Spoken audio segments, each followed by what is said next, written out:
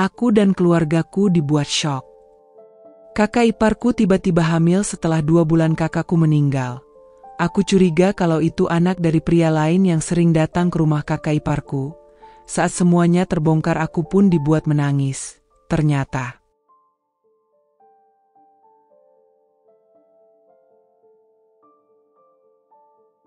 namaku Adinda.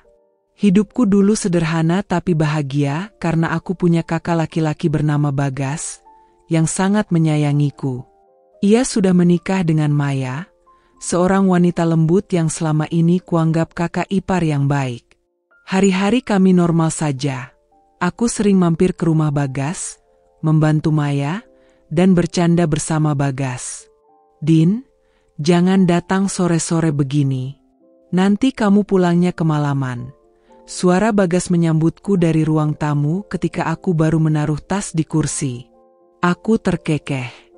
"Mas, aku kan bukan anak kecil lagi. Lagian rumah kalian cuma 2 gang dari kosku, paling jalan kaki 15 menit juga sampai." Dari dapur, Maya muncul dengan celemek bunga-bunga menempel di pinggangnya. Senyumannya hangat, membuatku merasa benar-benar disambut. Bagas itu memang suka khawatir berlebihan. "Sudahlah, Din, kamu duduk aja dulu. Aku lagi bikin sayur asem, kamu bisa bantu potong tempe gorengnya." Aku mengangguk cepat. "Siap, Kak Maya. Aku rela jadi asisten dapur andalan." Bagas mendengus sambil menyalakan televisi. Hati-hati kalau Adinda ikut masak. Jangan-jangan bukannya sayur asem, malah jadi sayur keajaiban." Aku menoleh dengan wajah pura-pura kesal. "Mas, masih ingat aja kejadian aku salah taruh garam setahun lalu? Itu kan gara-gara Mas sibuk gangguin aku."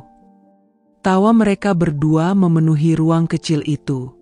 Di dapur, aku membantu Maya mengiris tempe. Tanganku tak pernah berhenti bergerak, sementara mulutku sibuk mengobrol. "Kak, aku tuh suka banget sama rumah ini. Rasanya hangat, kayak ada nyawa yang bikin betah." Maya tersenyum sambil menyalakan kompor. "Rumah ini hangat karena kamu sering datang. Kalau cuma aku sama Bagas, kadang malah sepi." Aku terkekeh. "Masa sih? Bukannya kalian berdua romantis banget?" Maya menoleh sebentar, lalu tertawa kecil. "Romantis itu kalau nggak ada cucian piring numpuk sama cucian baju yang belum kering. Kalau udah tinggal serumah, romantis itu bonus, Din." Aku mengangguk-angguk pura-pura paham. Iya, semoga aja calon suamiku nanti bisa nerima aku apa adanya. Jangan kayak Mas Bagas yang kalau ada sambal keasinan langsung heboh." Dari ruang tamu terdengar suara protes. "Hei, aku dengar itu. Aku tuh bukan heboh, tapi jujur. Sambal itu harusnya pedas, bukan asin." Aku dan Maya saling pandang, lalu tertawa lagi. Saat makan malam, kami bertiga duduk di meja bundar kecil. Bagas mulai dengan gaya khasnya, banyak cerita. "Din, tahu nggak? Tadi di kantor ada kucing nyelonong masuk ruang rapat. Semua orang kaget, tapi aku malah kasih dia sosis. Bosku sampai geleng-geleng kepala." Aku hampir tersedak nasi. "Astaga, Mas. Pantes aja kamu suka dimarahin atasan. Siapa coba yang kasih makan kucing pas rapat?" Bagas mengangkat bahu. "Ya daripada tegang terus, mending ada hiburan. Lagian semua orang ketawa, kan?" Maya menimpali sambil tersenyum. "Iya," ketawa campur heran. "Kamu itu kadang kebanyakan akal, gas." Aku menepuk meja sambil tertawa. Mas Bagas tuh emang ajaib. Dari dulu selalu punya cara bikin orang ketawa. Bagas menoleh ke arahku dengan wajah bangga. "Nah, itu dia. Makanya adikku ini gak pernah bosen main ke sini. Karena ada Mas Bagas yang seru." Aku mengangkat alis. Iya sih, tapi jangan ger. Aku kesini juga karena makanannya enak. Hasil masakan Kak Maya. Maya tersenyum manis sambil melirik suaminya. Tuh kan, ada juga yang muji aku. Kami kembali tertawa bersama. Rasanya seperti keluarga kecil yang lengkap. Sehabis makan, aku membantu Maya mencuci piring. Sementara Bagas asyik menonton bola di ruang tamu. Kak, aku selalu betah banget kalau kesini, kataku sambil menggosok piring. Beda rasanya dibanding tinggal sendiri. Ada orang yang diajak ngobrol, ada suasana hangat. Maya mengeringkan gelas di sampingku. Aku juga senang kamu sering datang. Din, aku jadi punya teman ngobrol perempuan. Kalau cuma sama Bagas, kadang capek juga dengar keluhannya. Aku tertawa kecil. Iya, Mas Bagas emang cerewet banget. Cerewet tapi manis. Balas Maya cepat, membuat pipinya sedikit merona. Aku menoleh dan ikut tersenyum. Kak Maya beruntung banget punya Mas Bagas. Maya menunduk sebentar. Iya, meski kadang bikin pusing, aku tetap bersyukur. Obrolan sederhana itu membuatku merasa semakin dekat dengan Maya. Aku benar-benar percaya, ia bukan hanya sekadar ipar, tapi sudah seperti kakak perempuanku sendiri. Malam makin larut, tapi aku belum ingin pulang. Bagas menawariku untuk nonton bareng. Din, sini. Duduk, nobar bola bareng Mas. Maya MAH nggak suka bola, bawaannya ngantuk. Aku berlari kecil ke sofa. Ayo, Mas. Aku dukung tim biru, ya. Mas kan pasti tim merah.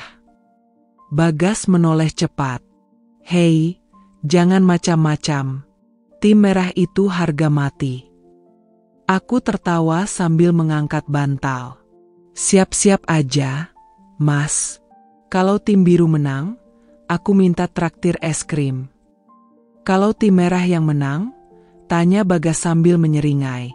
Aku berpikir sebentar. Aku cuci motor mas seminggu penuh deh. Bagas langsung menyambut dengan jabatan tangan, seolah itu kesepakatan penting. Deal? Dari balik pintu kamar, Maya muncul sambil tersenyum kecil. Kalian berdua ribut terus kayak anak SD.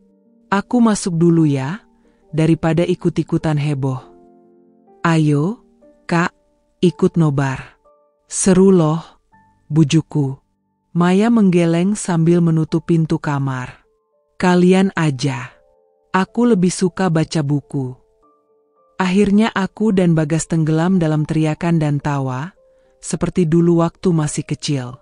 Menjelang tengah malam, aku bersiap pulang. Maya keluar kamar untuk mengantarku. Din, hati-hati di jalannya.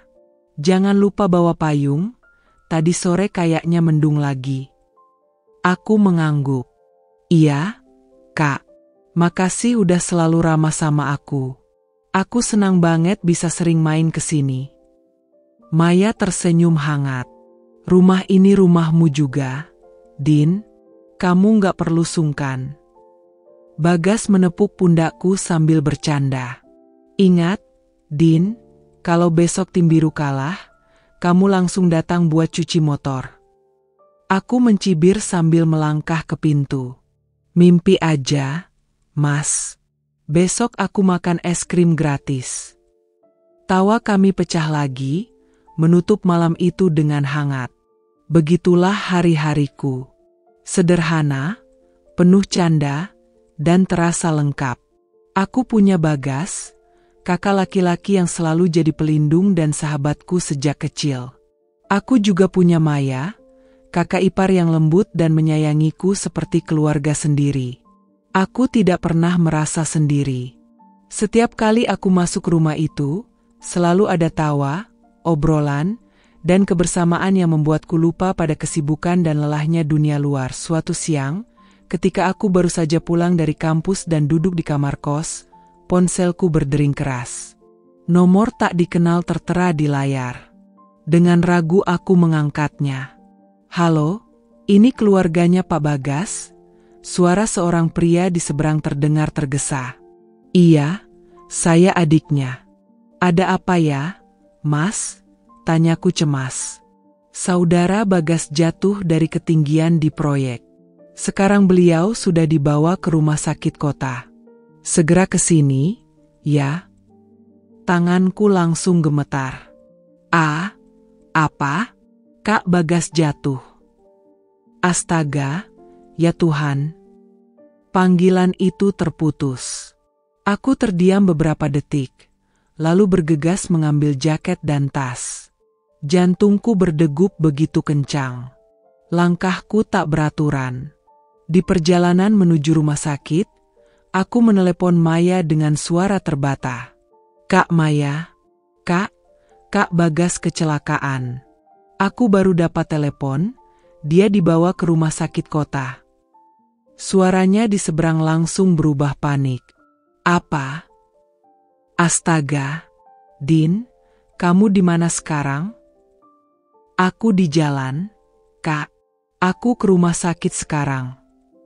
"Aku juga berangkat sekarang." "Ya Allah, semoga Bagas baik-baik aja." Setibanya di rumah sakit, suasana IGD penuh hiruk-pikuk. Bau obat-obatan menusuk hidung. Aku berlari ke resepsionis dengan napas tersengal. "Mas, pasien atas nama Bagas, pekerja proyek, baru masuk." Perawat menunjuk ke arah ruangan tertutup. "Di dalam, Mbak. Mohon tunggu di kursi, dokter sedang tangani." Kakiku lemas. Aku duduk, menunduk, mencoba menahan air mata.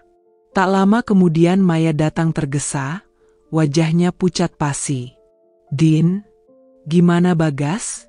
tanyanya sambil menggenggam bahuku erat. Aku menggeleng, menahan isak. "Masih di dalam, Kak. Aku belum tahu." Kami berdua saling berpegangan, berdoa dalam hati. Waktu berjalan terasa begitu lambat. Tak lama kemudian, seorang dokter keluar dengan wajah serius. Kami bergegas menghampirinya. "Keluarga pasien Bagas?" "Iya, Dok. Saya istrinya." "Ini adiknya," jawab Maya cepat. Dokter menghela napas. Kondisi pasien cukup parah. Ada benturan di kepala dan tulang lengan kanan retak. Syukurlah nyawanya selamat. Tapi kami perlu observasi di ruang ICU sementara, untuk memastikan tidak ada pendarahan dalam. Maya langsung menutup wajahnya dengan tangan, menangis terseduh. Aku mencoba tegar, meski air mata juga jatuh. "Dok, apakah Bagas bisa pulih sepenuhnya?" tanyaku dengan suara bergetar. "Kita doakan saja, ya. Untuk sekarang, yang penting pasien stabil dulu." Ketika Bagas dipindahkan ke ICU, aku dan Maya menunggu di depan kaca. Tubuhnya terbaring dengan infus dan perban di kepala. Aku tak kuat melihatnya. Maya menggenggam tanganku erat. "Din, aku gak siap kalau sampai kehilangan dia." Aku menoleh padanya, mencoba menenangkan. "Kak, kakak gak sendirian. Aku ada di sini. Mas Bagas pasti kuat. Dia kan selalu bilang, dia gak akan pernah ninggalin kita." Maya mengangguk, meski air matanya terus mengalir. Beberapa jam kemudian, Bagas akhirnya siuman sebentar. Kami diizinkan masuk bergantian. Aku masuk lebih dulu. "Mas," suaraku lirih sambil menggenggam tangannya. Matanya terbuka sedikit, menatapku samar. Din?" "Iya, Mas. Ini aku. Mas jangan banyak gerak dulu. Kami semua di sini buat Mas." Senyum tipis muncul di wajahnya yang pucat. "Kamu jangan nangis. Mas masih kuat." Aku mengusap matanya yang hampir terpejam lagi. "Istirahat, Mas. Aku janji aku bakal jagain Kak Maya. Sesudahnya, Maya masuk. Aku menunggu di luar, tapi samar-samar ku dengar suaranya. Gas, jangan bikin aku takut lagi. Aku nggak bisa hidup tanpa kamu. Aku menahan tangis di luar pintu. Hati ini sesak, tapi juga penuh doa. Hari-hari berikutnya kami bergantian menjaga Bagas. Aku tidur di kursi tunggu, begitu pula Maya. Kami berdua saling menguatkan. Suatu malam, Maya duduk di sampingku. Wajahnya lelah. Din, aku kadang masih gak percaya semua ini terjadi. Bagas tuh orang yang hati-hati, kok bisa jatuh begitu? Aku menghela napas. Namanya kerja di proyek. Kak, risiko selalu ada. Tapi aku yakin Mas Bagas bakal pulih. Dia orang kuat. Maya menatapku, matanya berkilat oleh air mata. Din, kalau sampai sesuatu terjadi sama Bagas, aku nggak tahu harus gimana. Aku menggenggam tangannya. Kak, kita sama-sama kuat. Demi Mas Bagas. Maya mengangguk, lalu menyandarkan kepalanya di bahuku. Malam itu kami hanya duduk dalam diam, saling menguatkan lewat genggaman tangan. Keesokan harinya, Bagas dipindahkan dari ICU ke ruang perawatan biasa. Keadaannya mulai membaik. Senyum kecilnya kembali muncul, meski tubuhnya masih lemah. Din, Maya, kalian jagain aku kayak jagain anak kecil ya, katanya sambil terkekeh pelan. Aku langsung memelototinya. Mas ini masih sempat bercanda, padahal bikin kita semua hampir jantungan. Maya tersenyum lega, memegang tangannya. Gas, jangan ulangi lagi ya. Aku nggak mau kehilangan kamu. Bagas menatap kami bergantian, lalu berkata dengan suara parau. Aku janji, aku bakal lebih hati-hati. Aku nggak mau bikin kalian nangis lagi. Air mata kembali jatuh di pipiku. Tapi kali ini bukan karena takut, melainkan karena syukur. Kakakku selamat. Sejak hari itu, aku semakin sering di rumah sakit, menemani Bagas dan Maya. Kami berbagi tugas. Aku menyiapkan makanan, Maya mengurus administrasi, dan bersama-sama kami menjaga Bagas agar tak merasa sendirian. Hidup kami yang tadinya sederhana berubah penuh kecemasan. Tapi justru dari sinilah aku merasakan kuatnya ikatan keluarga. Pagi itu udara terasa dingin menusuk. Aku duduk di kursi tunggu rumah sakit dengan mata sembab, semalaman hampir tak tidur. Maya tertidur dengan kepala bersandar di bahuku, tangannya masih menggenggam erat jemariku. Di dalam kamar perawatan, Bagas masih terbaring dengan selang oksigen. Aku terus berdoa dalam hati, berharap hari ini ada kabar baik. Namun doa itu seakan ditelan udara kosong ketika seorang dokter keluar dari ruang perawatan dengan wajah yang sulit dibaca. Aku refleks menegakkan duduk. Dok, gimana keadaan kakak saya? Tanyaku penuh harap. Dokter menunduk sejenak sebelum menjawab dengan suara pelan. Kami sudah berusaha sebaik mungkin, tapi, maaf, pasien Bagas baru saja meninggal dunia. Seakan ada petir menyambar tepat di kepalaku. Aku terdiam membeku. Butuh beberapa detik untuk mencerna kalimat itu. Apa, Dok? Suaraku tercekat. Maya terbangun karena mendengar suaraku, lalu melihat wajah dokter. Dok, jangan bercanda. Suami saya baik-baik saja tadi malam. Dia masih bisa bicara. Tolong, Dok, bilang kalau ini salah. Maya menjerit histeris, berdiri dan hampir menerjang dokter. Aku cepat-cepat memeluknya, meski tubuhku sendiri gemetar hebat. Kak Maya, cukup, Kak, tolong. Maya menolak, meronta dalam pelukanku. Tidak, Bagas nggak mungkin pergi. Dia janji sama aku, Din. Dia janji nggak akan ninggalin aku. Tangisannya pecah, membuat dadaku terasa sesak. Dokter hanya menghela napas panjang, lalu memberi isyarat pada perawat untuk menyiapkan administrasi pemulasaran jenazah. Saya turut berduka. Pasien mengalami pendarahan internal yang tidak terdeteksi sebelumnya. Saat kami coba lakukan tindakan, kondisinya sudah sangat kritis. Aku tak sanggup mendengar lebih jauh. Tubuhku lunglai, seakan semua tenaga tersedot keluar. Aku memeluk Maya semakin erat, dan kami berdua terisak bersama di lorong rumah sakit. Berita itu cepat menyebar. Tak lama kemudian, kedua orang tuaku datang dengan wajah panik. Begitu mendengar kabar dari mulut dokter, ibu langsung jatuh terduduk, menangis meraung.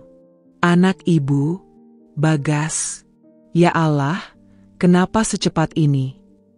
Suaranya menggema di lorong rumah sakit, membuat orang-orang menoleh. Ayah mencoba menenangkan ibu, tapi matanya sendiri berkaca-kaca. Aku mendekati mereka, berusaha tegar. Bu, Pak, sabar ya. Kita kuat bareng-bareng. Mas Bagas udah tenang sekarang. Suaraku nyaris tak terdengar. Ibu meraih tanganku dengan gemetar. Din, ibu nggak siap kehilangan dia. Bagas anak yang paling penurut, paling baik. Aku memeluk ibu, air mataku mengalir deras. Aku juga nggak siap, Bu. Sementara Maya duduk di lantai dengan tatapan kosong, wajahnya pucat pasi. Aku khawatir dia akan pingsan. Ketika akhirnya kami diperbolehkan masuk ke ruang jenazah, tubuh Bagas sudah terbujur kaku dengan kain putih menutupinya. Kakiku hampir tak sanggup melangkah. Aku mendekat dengan perasaan hancur. Perawat perlahan membuka kain penutup wajah. Dan di sana, wajah kakakku, tenang, seolah tertidur. Namun aku tahu, dia tak akan pernah membuka matanya lagi. Mas, bisikku lirih, suaraku bergetar. Aku menggenggam tangannya yang dingin, lalu air mataku jatuh tanpa henti. Kenapa cepat banget? Mas? Katanya Mas nggak akan ninggalin aku. Maya langsung menjerit saat melihat wajah Bagas. Gas. Bangun, Gas. Aku nggak bisa hidup tanpa kamu. Tangisnya pecah, tubuhnya lunglai hampir terjatuh, membuat perawat harus menopangnya. Ibu pun ikut meraung, suaranya menyayat hati. Ayah berdiri kaku, menatap anak sulungnya yang kini hanya tinggal jasad. Suasana ruangan penuh isak tangis. Beberapa jam kemudian, jenazah Bagas dibawa pulang ke rumah orang tua kami untuk disemayamkan. Sepanjang perjalanan, Maya terus memeluk tubuh suaminya yang kini terbujur dalam peti, seolah tak rela melepaskannya. Aku duduk di sampingnya, menahan tangis. Di rumah, tetangga dan kerabat sudah berkumpul. Tangisan kembali pecah saat jenazah diturunkan. Ibu hampir pingsan lagi, ayah berusaha menahannya. Aku ikut membantu mengurus segala keperluan, meski hati ini terasa remuk. Saat jenazah dimandikan, aku berdiri di luar kamar, mendengar lantunan doa dan suara air. Hatiku bergetar hebat. Din, suara lembut tetangga menepuk bahuku. Sabar ya, Nak. Semua sudah takdir Allah. Aku hanya mengangguk, tak mampu menjawab. Saat prosesi penguburan tiba, suasana makin pilu. Maya harus dipapah karena kakinya lemas. Ia terus meratap di samping pusara. Gas, kenapa kamu ninggalin aku secepat ini? Kamu janji kita bakal tua bareng. Kenapa? Aku berdiri di sampingnya, ikut menangis. Ingin sekali aku ikut teriak, marah pada takdir. Tapi aku hanya bisa mengelus bahunya, mencoba memberi kekuatan yang bahkan aku sendiri tak punya. Ketika tanah terakhir ditimbun di atas pusara, aku merasa benar-benar kehilangan. Seolah separuh jiwaku ikut terkubur. Malam itu, Setelah semua orang pulang, rumah terasa begitu sepi. Hanya aku, Maya, dan orang tua yang masih duduk di ruang tamu. Wajah kami semua kusut oleh tangis. Maya tiba-tiba berkata lirih, hampir seperti berbisik, "Din, aku nggak tahu gimana caranya aku hidup tanpa Bagas. Rasanya aku pengen ikut dia aja." Aku terkejut, langsung menggenggam tangannya erat. "Kak Maya, jangan ngomong gitu. Mas Bagas nggak akan tenang kalau kakak nyerah. Kakak masih punya aku, masih ada orang tua juga. Kita saling jaga, Kak." Air matanya jatuh lagi. Ia menatapku kosong, lalu memelukku erat. "Din, jangan pernah tinggalkan aku ya. Aku udah kehilangan segalanya." Aku membalas pelukannya, menahan tangis. "Aku janji, Kak, aku akan ada buat kakak. Selamanya." Malam itu, untuk pertama kalinya aku merasa, hidup kami semua takkan pernah sama lagi. Dunia yang dulu sederhana dan bahagia bersama Bagas, kini hancur, menyisakan luka yang dalam. Hari-hari setelah pemakaman Bagas terasa hampa. Rumah kami sepi, hanya dipenuhi bau dupa dan bunga layu yang mulai mengering di sudut ruangan. Maya masih tinggal bersama kami, karena ayah dan ibu khawatir ia akan terlalu kesepian jika pulang ke rumah sendirian. Maya sering duduk termenung di teras, menatap jalan kosong. Sesekali aku menemaninya, mencoba mencairkan suasana dengan obrolan ringan, tapi kebanyakan hanya berakhir dengan tangisan pelan yang ia sembunyikan di balik selendangnya. Namun suatu sore, sebuah mobil sedan hitam berhenti di depan rumah. Dari dalamnya keluar seorang pria tinggi, tampan, berwajah tegas dengan kemeja rapi. Aku tidak mengenalnya. "Permisi," katanya sopan sambil menatap ke arah kami yang duduk di teras. "Apa ini rumah almarhum Bagas?" Aku berdiri, sedikit terkejut. "Iya, betul. Anda siapa, ya?" Sebelum aku sempat lanjut bicara, Maya tiba-tiba berdiri. Matanya melebar, seolah baru melihat hantu masa lalu. "Arman?" Suaranya bergetar. Pria itu tersenyum tipis. "Iya, Mei. Lama sekali, aku turut berduka atas meninggalnya Bagas." Maya menutup mulutnya dengan tangan, seakan tak percaya. Ia melangkah maju dan langsung memeluk pria itu. "Astaga, aku nggak nyangka kamu datang." Aku terpaku. Dadaku mendadak sesak melihat pelukan itu. Mungkin wajar mereka berpelukan sebagai teman lama, tapi entah kenapa hatiku terusik. Ada sesuatu dalam sorot mata Maya yang berbeda ketika menatap Arman. Arman menepuk bahunya dengan lembut. "Aku dengar kabar dari teman lama kita. Kebetulan, aku sekarang kerja di perusahaan asuransi. Jadi, aku kesini untuk bantu kamu urus klaim asuransi Bagas. Aku tahu ini masa sulit, Mei, jadi biar aku yang dampingi." Maya mengusap matanya, lalu mengangguk. "Terima kasih banyak, Men. Aku benar-benar butuh bantuan." Aku mengernyit. "Asuransi? Maksudnya asuransi jiwa Mas Bagas?" Arman menoleh padaku, baru menyadari keberadaanku. "Oh, iya. Kamu pasti Adinda, adiknya Bagas, ya? Aku sering dengar namamu dari Maya waktu SMA dulu. Bagas ternyata adikmu, ya? Dunia sempit sekali." Aku tersenyum tipis, menahan rasa tidak nyaman. "Iya, saya Adinda. Senang kenal." Tapi dalam hati, aku bertanya-tanya. Kenapa Maya terlihat begitu hangat pada pria ini? Kenapa seolah kehadirannya bisa mengobati luka begitu cepat? Malamnya, saat kami sedang makan malam, Maya tampak lebih ceria dari biasanya. Arman masih duduk bersama kami, bercerita banyak hal. Mei itu dulu waktu SMA selalu juara kelas, kata Arman sambil tersenyum ke arah Maya. Gak ada yang bisa kalahin dia di pelajaran matematika.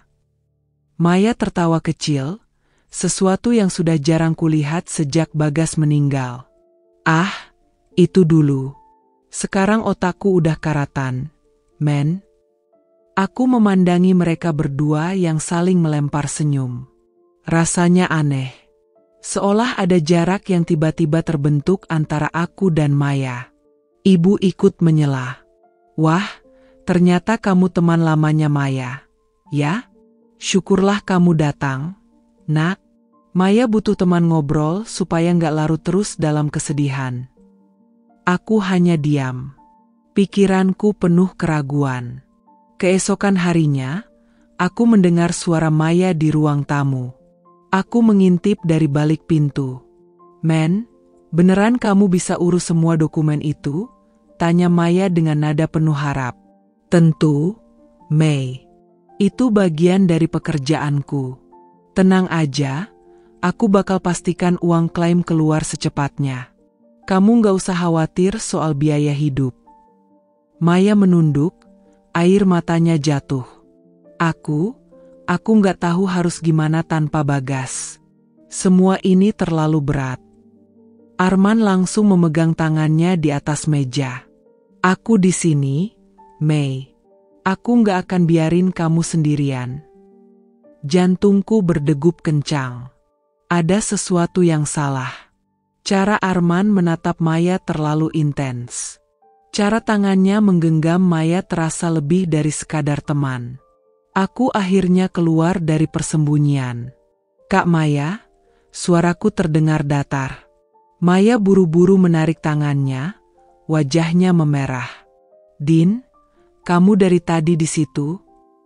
Aku mengangguk pelan. Iya. Aku dengar kalian ngobrol soal asuransi. Bagus kalau ada yang bantu, tapi jangan terlalu bergantung pada orang lain. Kita keluarga bisa urus bersama-sama. Arman tersenyum, mencoba mencairkan suasana. Adinda, aku cuma ingin meringankan beban Maya. Anggap aja aku ini kakak yang ikut peduli. Aku membalas senyum hambar. Iya, tentu. Terima kasih, Mas Arman. Tapi hatiku tidak bisa dibohongi.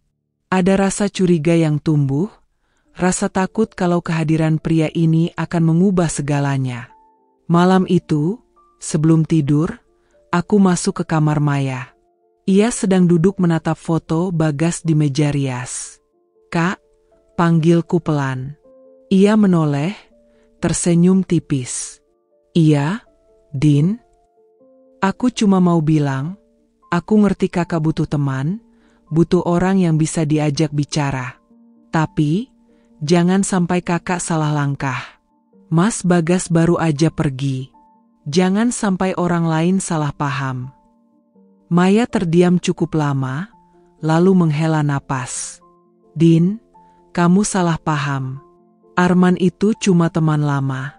Dia baik. Dia tulus bantu aku. Jangan terlalu curiga. Aku menatapnya tajam. Aku harap begitu, Kak. Aku cuma gak mau ada yang bikin nama baik Mas Bagas tercoreng. Maya menunduk, air matanya jatuh lagi. Aku masih cinta sama Bagas. Din, aku gak mungkin berpaling secepat itu. Aku mendekat, memeluknya. Aku percaya, Kak. Aku percaya. Tapi jauh di dalam hati, bayangan senyum Arman pada Maya terus menghantui pikiranku. Mungkin aku yang terlalu sensitif. Atau mungkin, aku yang akan menjadi saksi awal dari badai baru yang segera datang sore itu. Udara terasa hangat. Matahari mulai condong ke barat, memantulkan sinarnya pada dedaunan mangga di halaman rumah. Aku baru pulang dari toko kelontong untuk membeli beberapa kebutuhan dapur. Saat melewati pagar, aku mendengar suara tawa samar dari arah belakang rumah. Aku mengerutkan dahi. Suara itu jelas suara Maya, Tapi ada suara laki-laki lain yang ikut bercampur. Dengan langkah perlahan, aku menuju halaman belakang. Dan di sana, tepat di bawah pohon mangga, kulihat Maya dan Arman duduk bersebelahan di bangku panjang kayu. Mereka tampak begitu dekat, tertawa kecil sambil membicarakan sesuatu. "Mei, kamu gak berubah ya? Kalau cerita selalu penuh semangat," ujar Arman sambil tersenyum lebar. Maya menunduk malu, lalu menyenggol lengannya. "Ah, kamu aja yang bisa bikin aku ketawa. Rasanya, aku lupa kapan terakhir kali aku tertawa kayak gini." Darahku mendidih. Sekejap, gambaran wajah Bagas muncul di kepalaku. Kakakku yang baru beberapa hari lalu dimakamkan, kini istrinya bisa tertawa bahagia dengan pria lain. Aku tak bisa menahan diri. "Kalian lagi ngapain di sini?" Suaraku tegas, membuat keduanya tersentak. Maya cepat-cepat merapikan duduknya, wajahnya pucat. "Din, jangan salah paham. Dia cuma bantu aku urus asuransi." Arman ikut bicara, mencoba tenang. "Betul, Din. Kami hanya diskusi soal dokumen. Aku nggak ada maksud lain." Aku menyilangkan tangan di dada, menatap tajam. "Diskusi? Diskusi sambil ketawa-ketawa berdua kayak gini? Di halaman belakang, seolah nggak mau orang lain tahu." Maya menunduk, menggigit bibirnya. "Din, aku cuma butuh sedikit hiburan. Kamu tahu sendiri aku setiap hari nangis terus. Arman datang, dia bikin aku bisa lupa sebentar rasa sakit ini." Aku melangkah mendekat, suara gemetar karena emosi. "Kak Maya, aku ngerti kakak berduka. Aku juga berduka. Bagas itu kakakku, separuh hidupku. Tapi jangan sampai cara kita mengobati luka justru bikin orang salah paham. Apa kata orang kalau lihat kakak kayak gini?" Arman mencoba menengahi. "Adinda, jangan keras begitu. Maya lagi rapuh, aku cuma ingin ada di sisinya sebagai teman. Kamu harusnya bersyukur ada yang bisa bikin dia sedikit tersenyum." Aku menoleh padanya dengan mata berapi. "Teman? Teman macam apa yang datang di saat paling rentan, lalu duduk terlalu dekat dengan seorang janda baru beberapa hari ditinggal suaminya? Mas, kalau benar niatnya tulus, kenapa nggak bicara di ruang tamu? Kenapa pilih sudut halaman yang sepi?" Arman terdiam sejenak, wajahnya kaku. Maya buru-buru menyela, suaranya nyaris memohon. "Din, tolong, jangan memperbesar masalah. Aku nggak ada niat buruk. Arman juga nggak salah apa-apa." Aku menatapnya lama, lalu menarik napas dalam-dalam untuk menahan tangis yang hampir pecah. "Aku cuma takut, Kak. Takut nama baik Mas Bagas jadi bahan omongan. Orang kampung ini cepat sekali menilai. Aku nggak mau ada yang bilang kakak nggak setia." Ucapan itu membuat Maya terdiam. Matanya berkaca-kaca. "Din, jangan bilang begitu. Kamu tahu aku mencintai Bagas sepenuh hati. Aku nggak pernah niat mengkhianati dia, bahkan setelah dia pergi." Aku melembutkan suara, meski hatiku masih penuh curiga. "Kalau begitu, buktikan dengan sikap, Kak. Jangan biarkan orang lain salah menilai. Masih terlalu cepat untuk terlihat dekat dengan laki-laki lain." Maya terisak pelan, menutup wajahnya dengan kedua tangan. Arman hanya bisa menghela napas panjang, lalu berdiri.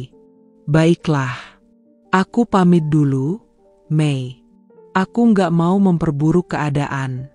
Kita lanjut bicara soal dokumen lain kali saja." Maya menoleh cepat. "Men, tunggu." Tapi Arman hanya menepuk bahunya sebentar, lalu berjalan pergi melewati aku yang masih berdiri kaku. Tatapan matanya sekilas menusuk, seolah berkata bahwa aku terlalu ikut campur. Suasana jadi hening setelahnya. Hanya terdengar suara jangkrik dari kebun sebelah. Maya masih duduk dengan wajah tertunduk. Aku duduk di sampingnya, menahan emosi. Kak, aku nggak bermaksud jahat. Aku cuma takut. Aku nggak mau lihat kakak terluka lebih dalam lagi. Orang bisa salah paham, bisa menyakiti kakak dengan kata-kata. Maya menoleh perlahan, air matanya menetes. Din, aku capek, setiap hari aku merasa dunia runtuh. Kadang aku cuma butuh seseorang yang bisa bikin aku merasa hidup lagi. Dan Arman, dia muncul di saat aku paling butuh. Apa itu salah? Aku memegang tangannya. Aku ngerti, Kak. Tapi izinkan aku bilang, hati-hati. Karena yang salah bukan cuma niat, tapi juga waktu dan cara. Mas Bagas baru pergi, dan semua orang tahu itu. Kita harus jaga martabatnya, Kak.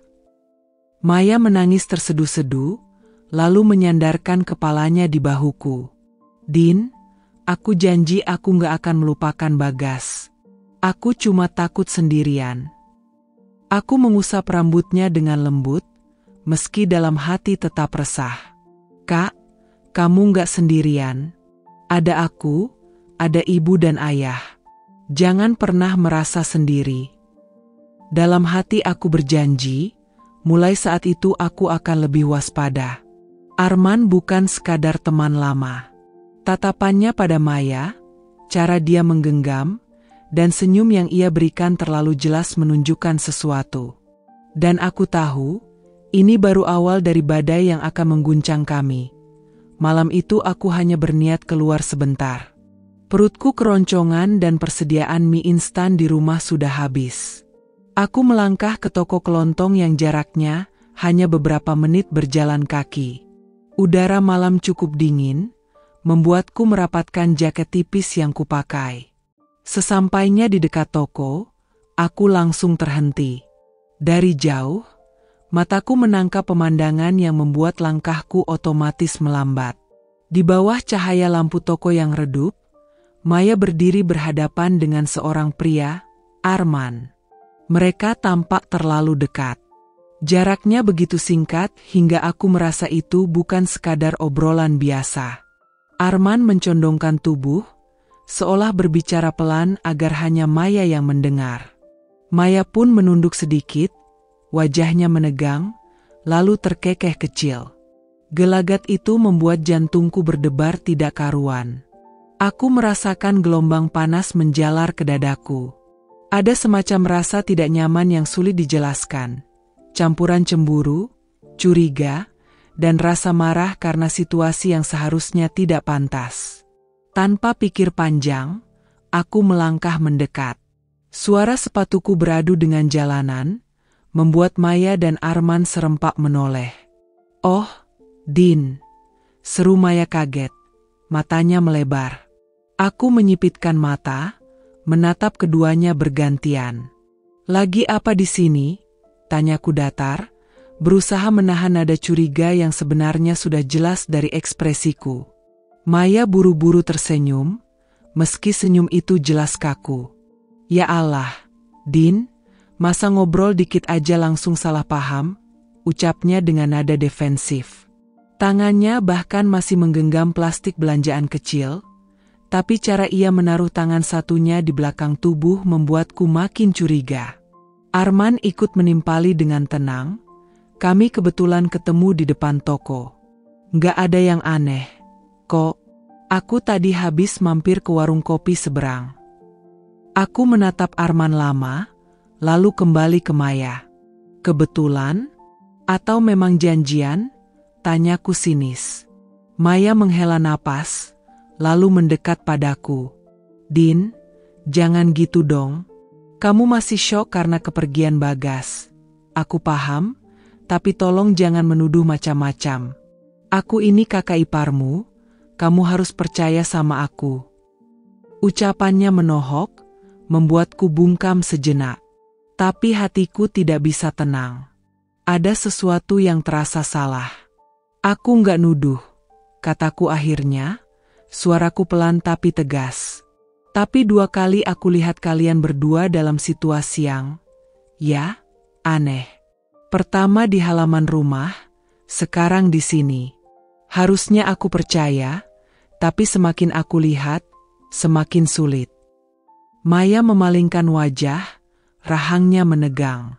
Arman justru menatapku dengan senyum tenang yang menurutku terlalu dibuat-buat. Din, kadang kesedihan membuat kita gampang salah paham. Aku datang untuk membantu Maya, itu saja. Urusan asuransi nggak gampang. Kamu juga kan tahu? Aku mendengus pelan. Aku tahu. Tapi aku juga tahu batasan.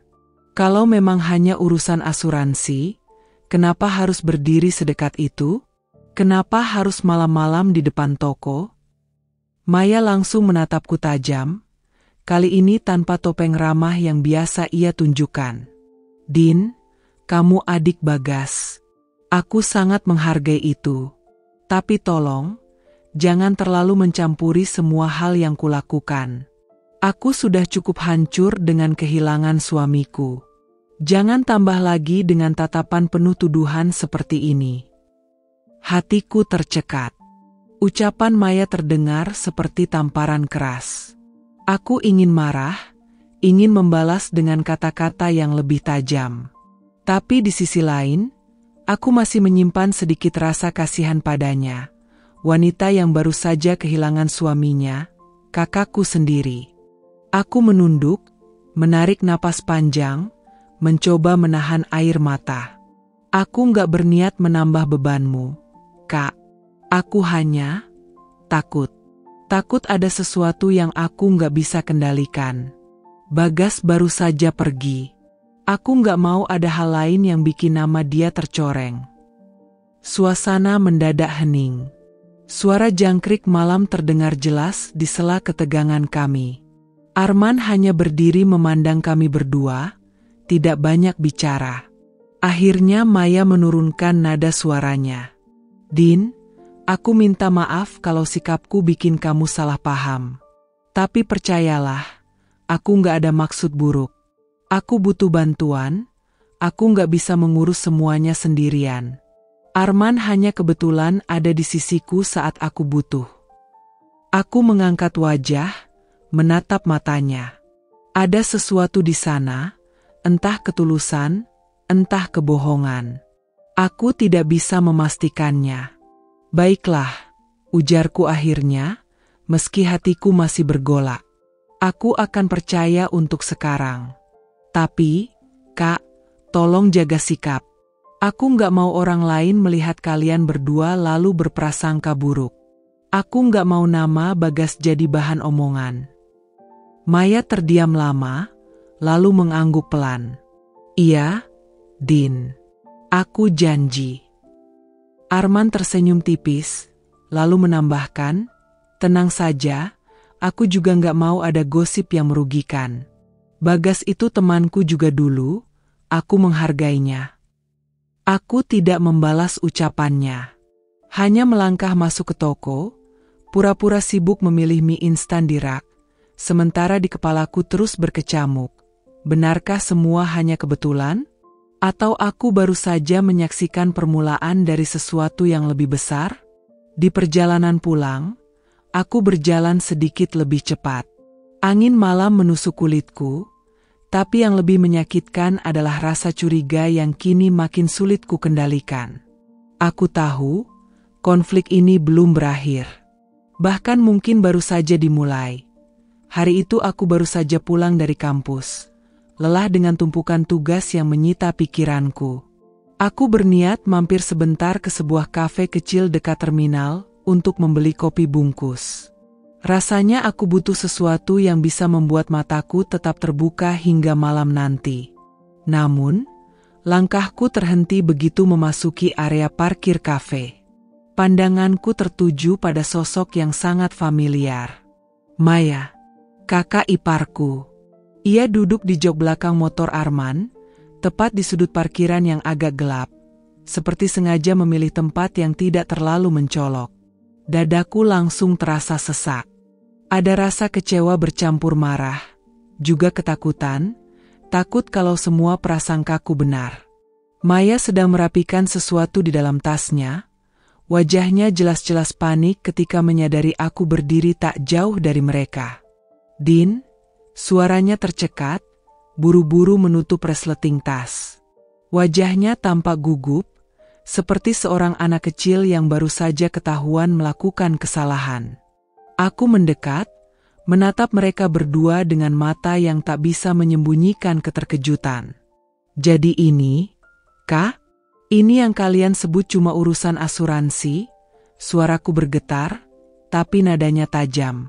Arman mencoba tetap tenang, meski aku bisa melihat tangannya yang sempat menggaruk tengkuk, tanda ia canggung. "Din, jangan salah paham lagi. Kami memang ketemu di sini, ngobrol sebentar soal dokumen. Itu saja." Aku terkekeh getir. "Ngobrol? Di parkiran kafe? Malam-malam? Kak Maya, Kak, apa aku kelihatan sebodoh itu?" Maya bangkit berdiri, menatapku dengan wajah memohon. "Sekali lagi, dia cuma temanku. Kamu jangan nuduh macam-macam, Din. Aku juga manusia. Aku butuh teman bicara. Kehilangan Bagas membuat aku kosong." Suaranya bergetar di akhir kalimat. Hatiku tercekat, tapi kemarahanku lebih besar. "Kosong?" Lalu mengisinya dengan Arman. "Kak, Bagas baru sebulan pergi. Baru sebulan. Apa sesingkat itu semua kenangan kalian?" Maya terdiam, bibirnya bergetar, seolah ingin membantah tapi tak punya kata-kata. Arman mencoba masuk lagi. "Din, kamu harus tenang. Aku hanya ingin membantu. Maya butuh seseorang untuk menopang, untuk mendengar." Aku menoleh cepat ke arahnya, menatap tajam. "Dan kenapa harus kamu? Dari sekian banyak orang, kenapa harus kamu yang tiba-tiba muncul setelah pemakaman? Kamu pikir aku nggak curiga?" Arman menghela napas, lalu berkata, "Aku nggak punya maksud buruk. Aku dulu teman dekat Maya waktu SMA. Jadi ketika aku tahu ia kehilangan suami, aku merasa harus ada di sisinya." Aku menahan napas, dadaku berdegup keras. Teman SMA? Kenapa baru sekarang muncul? Kenapa tidak sejak dulu? Kenapa tidak saat mereka menikah? Kenapa harus setelah Bagas meninggal? Maya menggenggam lenganku dengan kedua tangannya, suaranya parau. "Din, tolong jangan bikin ribut di sini. Orang bisa lihat. Aku mohon." Aku menepis tangannya, menatapnya penuh luka. "Aku bukan mau bikin ribut, Kak. Aku hanya ingin jawaban jujur. Aku ini adik Bagas. Aku punya hak untuk tahu apa yang sebenarnya terjadi. Karena kalau orang lain yang lihat, apa bedanya ini dengan perselingkuhan?" Kata "perselingkuhan" keluar begitu saja dari mulutku, membuat Maya menutup mulutnya dengan tangan, seperti tak percaya aku berani mengucapkannya. Arman menatapku, wajahnya mulai tegang. "Aku kira kamu lebih dewasa, Din," katanya pelan tapi dingin. "Maya tidak berselingkuh. Kamu hanya terbawa emosi. Jangan lempar tuduhan sembarangan." Aku mendekat, menatap matanya lekat-lekat. "Kalau begitu, buktikan. Jangan sembunyi-sembunyi. Jangan lagi aku temukan kalian di tempat seperti ini. Karena kalau sekali lagi aku lihat, aku akan percaya bahwa semua yang kupikirkan benar." Maya terisak kecil, menunduk. Tangannya gemetar ketika meraih tasnya. Aku nggak tahu harus ngomong apa, Din. Aku masih bingung dengan hidupku. Aku masih berusaha berdiri setelah kehilangan Bagas. Kalau aku salah melangkah, maafkan aku." Aku menggigit bibirku, menahan air mata. "Kak, aku juga kehilangan Bagas. Dia kakakku. Aku pun merasa setengah hidupku hilang. Tapi jangan jadikan alasan kehilangan itu untuk membenarkan hal-hal yang tidak pantas. Itu sama saja mengkhianati dia yang sudah tiada. Suasana parkiran mendadak terasa begitu sesak. Lampu neon kafe berkelip-kelip, seolah ikut menyaksikan pertengkaran kami. Beberapa orang yang hendak keluar dari kafe sempat menoleh penasaran, tapi aku tak peduli. Arman akhirnya membuka suara lagi, kali ini dengan nada lebih lembut. Din, aku janji sama kamu. Aku akan menjaga jarak kalau memang itu yang kamu mau. Tapi tolong, jangan anggap aku musuh. Aku hanya ingin membantu Maya melewati masa sulit. Aku menghela napas panjang, mencoba menguasai diriku. Aku bukan musuhmu, Arman. Tapi aku juga bukan orang yang akan diam melihat sesuatu yang salah. Aku akan terus menjaga Maya, bukan hanya karena dia kakak iparku, tapi karena aku janji pada diriku sendiri untuk menjaga warisan Bagas. Dan warisan terbesar yang dia tinggalkan bukan harta, tapi Maya. Maya menatapku dengan mata berkaca-kaca. Din, suaranya lirih, hampir seperti bisikan. Aku menegakkan tubuh, lalu berkata tegas, kalau Kak Maya masih menganggapku adik, buktikan dengan sikap. Jangan membuatku kehilangan kepercayaan. Karena sekali aku kehilangan itu, semuanya akan runtuh. Tanpa menunggu jawaban, aku berbalik meninggalkan mereka. Langkahku cepat, tapi air mataku tak bisa dibendung lagi. Malam itu aku berjalan pulang dengan hati yang penuh luka, bukan hanya karena rasa curiga, tapi karena aku mulai merasakan sesuatu yang jauh lebih pahit. Kehilangan kepercayaan pada orang yang dulu kuanggap keluarga sendiri. Dan aku tahu, ini baru awal dari badai yang lebih besar. Beberapa minggu berlalu sejak kejadian di parkiran kafe itu. Aku mencoba menahan diri, menutup rapat rasa curiga yang terus menggerogoti. Aku berusaha mempercayai Maya, berusaha menganggap semuanya hanya kebetulan. Tapi hati kecilku tidak bisa sepenuhnya tenang. Sampai suatu pagi, sebuah kabar yang mengejutkan datang. Maya berdiri di ruang tamu rumah orang tuaku, wajahnya tampak berseri-seri meski matanya masih sedikit sembab. Tangannya memegang selembar kertas hasil pemeriksaan dokter. Bapak, Ibu, Maya menatap kedua orang tuaku dengan suara bergetar penuh haru. Alhamdulillah, aku hamil. Sejenak suasana hening. Lalu, seperti petir di siang bolong, kedua orang tuaku meledak dalam tangis bahagia. Ya Allah, syukur, syukur ya Allah. Ibu langsung memeluk Maya erat-erat, suaranya bergetar penuh keharuan. Bagas masih meninggalkan keturunan. Darahnya masih ada di dunia ini. Ayah, yang biasanya tegar, ikut menyeka air mata. Ini berkah, Maya. Kamu kuat, kamu tabah. Dan sekarang Allah memberi hadiah ini. Anak ini akan jadi penguat kita semua. Aku hanya berdiri terpaku. Tubuhku kaku, seolah semua energi disedot habis. Kata, hamil, itu terus terngiang di kepalaku. Tapi bukan dengan rasa haru, melainkan rasa curiga yang kian menajam. Bagas sudah meninggal lebih dari sebulan. Hitungan waktunya tidak masuk akal. Bagaimana mungkin Maya baru mengetahui dirinya hamil sekarang?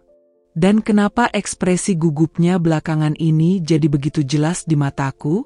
Aku mencoba menelan ludah, lalu membuka suara dengan hati-hati. Kak, berapa usia kandungannya? Tanyaku pelan. Maya menoleh padaku, wajahnya sempat menegang, tapi segera ia tersenyum tipis. Baru sekitar 6 minggu, Din. Dokter bilang masih sangat muda. Aku mengerutkan dahi. 6 minggu, gumamku nyaris tak terdengar. Aku menghitung cepat dalam hati.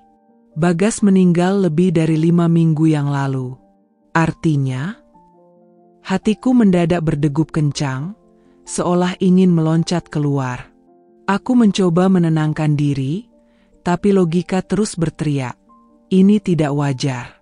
Namun, orang tuaku sama sekali tidak melihat kecurigaan itu. Mereka sibuk menimang-nimang kertas hasil pemeriksaan dokter, tersenyum dengan wajah berbinar. Akhirnya kita punya alasan untuk tersenyum lagi, ucap ibu sambil mengusap perut Maya. Anak ini, titipan terakhir dari Bagas. Aku merasakan ada sesuatu yang mendesak di dadaku. Aku ingin berteriak, ingin menanyakan semua yang mengganjal pikiranku. Tapi melihat wajah bahagia orang tuaku, suaraku tercekat. Aku hanya bisa duduk, memandang Maya dengan tatapan yang penuh tanya. Sore itu, setelah orang tuaku sibuk menyiapkan makanan syukuran kecil, aku akhirnya memberanikan diri menghampiri Maya yang sedang duduk di kamar tamu. "Kak," panggilku pelan. Maya menoleh, wajahnya terlihat letih tapi tetap mencoba tersenyum. "Ada apa, Din?" Aku masuk, menutup pintu perlahan. Suasana kamar hening. Aku berdiri di depannya, lalu menatapnya lurus. "Aku cuma mau tanya. Jujur, Kak, kandungan itu benar-benar dari Bagas?" Maya terdiam, jelas tidak menyangka aku akan menanyakan hal seblak-blakan itu. Matanya melebar, lalu ia menghela napas panjang. "Din, kenapa kamu bicara begitu?" "Tentu saja dari Bagas. Kamu pikir aku?" Aku langsung memotong cepat. "Jangan salahkan aku kalau aku curiga. Aku sudah 3 kali melihat kakak bersama Arman. Di rumah, di depan toko, di parkiran kafe. Dan sekarang tiba-tiba kakak bilang hamil? Hitungannya terlalu pas. Kak, terlalu aneh untuk kebetulan." Maya menunduk, wajahnya memucat. Tangannya meremas ujung kain gamisnya. "Din, aku tahu kamu masih sulit menerima. Tapi aku mohon, jangan lempar tuduhan tanpa bukti. Kandungan ini, darah Bagas. Aku yakin." Aku melangkah lebih dekat, suara gemetar penuh emosi. "Aku adik Bagas. Kak, aku punya hak untuk tahu kebenaran. Kalau memang ini anak Bagas, aku akan ikut menjaganya. Tapi kalau bukan," suaraku tercekat, air mata jatuh tanpa bisa kutahan. "Itu artinya kakak sudah mengkhianati dia. Bahkan setelah dia tiada." Maya langsung berdiri, suaranya meninggi. "Din, cukup. Kamu pikir aku tega melakukan itu? Kamu pikir aku sebegitu hinanya?" Aku menatapnya balik, air mata mengalir deras. "Aku nggak tahu, Kak. Aku benar-benar nggak tahu harus percaya apa. Tapi sikap kakak selama ini, kedekatan kakak dengan Arman, semuanya bikin aku nggak bisa tenang." Hening. Kami berdua terdiam, hanya suara tangisku yang memenuhi kamar itu. Maya menutup wajahnya dengan kedua tangan, bahunya terguncang. "Aku lelah, Din," ucapnya lirih di balik tangisan. "Aku kehilangan Bagas. Semua terasa hampa. Aku hanya ingin bertahan hidup. Kalau aku dekat dengan Arman, itu karena aku butuh teman bicara. Bukan karena aku mengkhianati Bagas." Aku menggertakkan gigi, menahan gemuruh di dadaku. "Kalau begitu, buktikan. Buktikan pada semua orang kalau anak ini memang anak Bagas.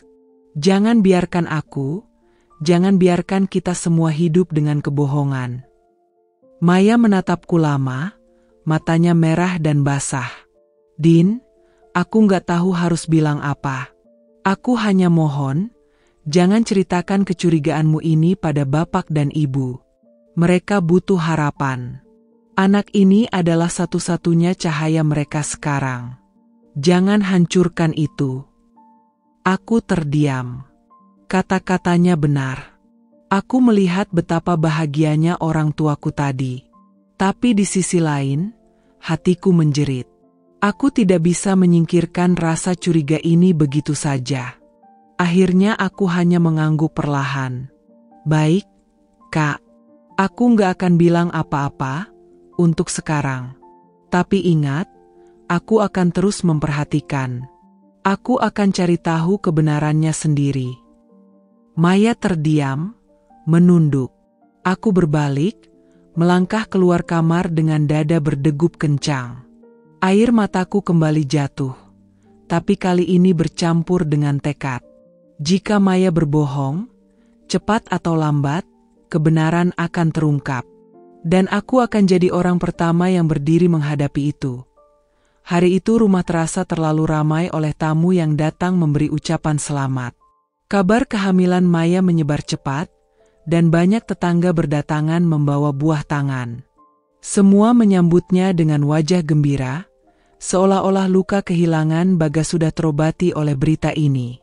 Aku hanya bisa menatap dari jauh, duduk di kursi pojok ruang tamu sambil pura-pura sibuk mengotak-atik ponselku.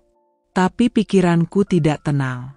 Setiap kali mendengar orang berkata, "Alhamdulillah, titipan terakhir Mas Bagas," hatiku seperti diremas-remas.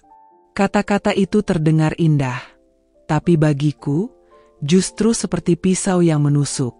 Setelah tamu terakhir pulang, suasana rumah mendadak lengang. Ibu masuk ke dapur untuk merapikan gelas. Ayah sudah berbaring di kamar karena kelelahan. Aku melihat Maya yang masih duduk di sofa, mengelus perutnya yang bahkan belum tampak membesar. Wajahnya tampak letih, tapi ada senyum kecil yang tidak bisa kusukai. Aku tahu inilah saatnya. Aku tidak bisa terus mendiamkan rasa curiga ini. Dengan langkah mantap, aku berdiri dan mendekatinya. "Mbak," panggilku pelan, tapi tegas. Maya menoleh, sedikit kaget melihat ekspresi serius di wajahku. "Ada apa, Din?" tanyanya. Aku menarik napas panjang, mencoba menahan gejolak dalam dadaku. "Aku udah sering lihat kalian. Kamu sama Arman. Di rumah, di depan toko, di parkiran kafe.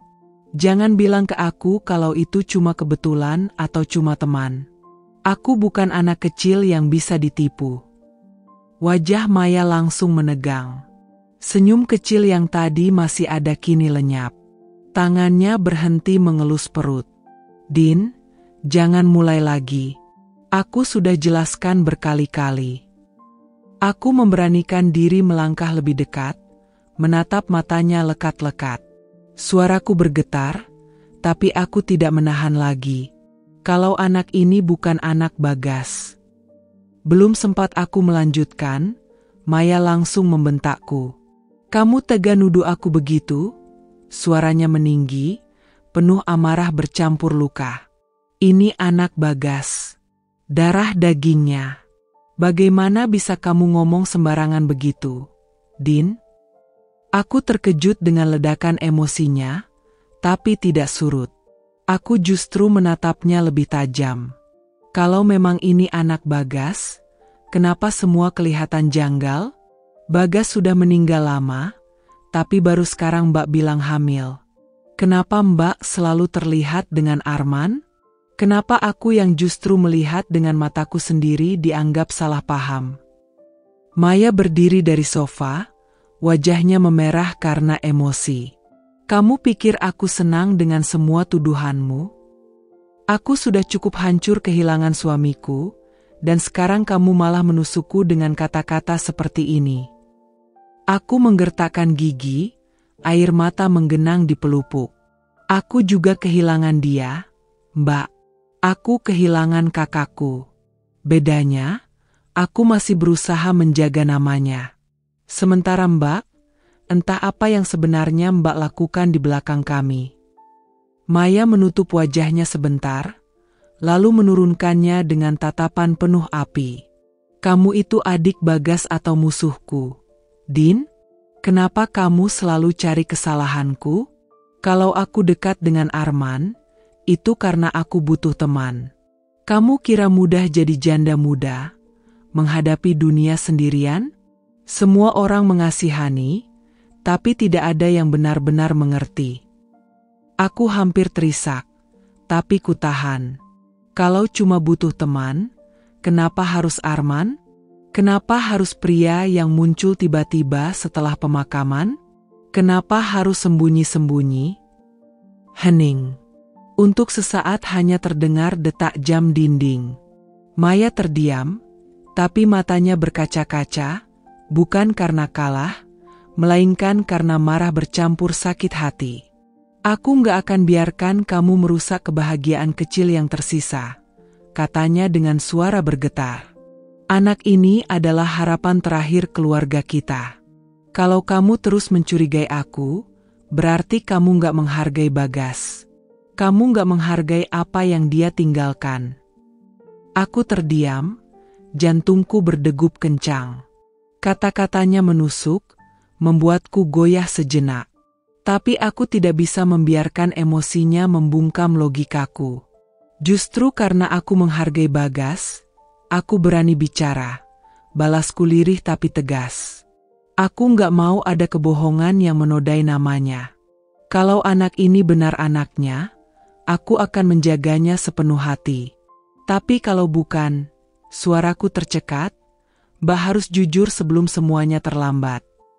Maya memalingkan wajah, menahan tangis. Aku capek, Din. Aku beneran capek. Kalau kamu nggak percaya sama aku, terserah. Aku nggak bisa terus-menerus membuktikan diriku pada kamu. Aku mundur selangkah, merasa percakapan ini buntu. Air mataku jatuh juga, meski sudah kutahan. Baik, Mbak. Aku akan berhenti menuduh. Tapi aku juga nggak akan berhenti mencari tahu. Karena cepat atau lambat, kebenaran akan muncul. Maya tidak menjawab. Ia hanya duduk kembali di sofa, menutup wajah dengan kedua tangan, tubuhnya bergetar karena tangisan tertahan. Aku melangkah pergi, keluar dari ruang tamu menuju kamarku sendiri. Dadaku sakit, tenggorokanku perih. Tapi di balik semua itu, ada tekad yang semakin mengeras. Kalau Maya memang menyembunyikan sesuatu, aku tidak akan diam. Malam itu, untuk pertama kalinya sejak Bagas pergi, aku berdoa dengan suara keras, air mata membasahi sajadahku. Ya Allah, kalau memang ada kebenaran yang harus aku tahu, tunjukkanlah.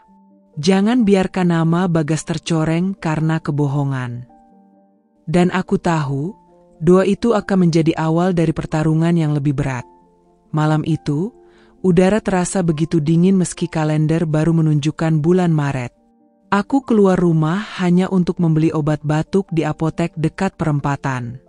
Jalanan kompleks perumahan sepi, hanya beberapa lampu jalan yang remang-remang menyoroti aspal. Aku melangkah pelan sambil memikirkan banyak hal. Tentang Bagas, tentang Maya, tentang keanehan demi keanehan yang akhir-akhir ini semakin tak bisa kupahami. Jujur saja, hatiku sudah penuh curiga. Tapi aku berusaha menahan diri, karena bagaimanapun Maya adalah istri kakakku. Aku ingin tetap menghormatinya.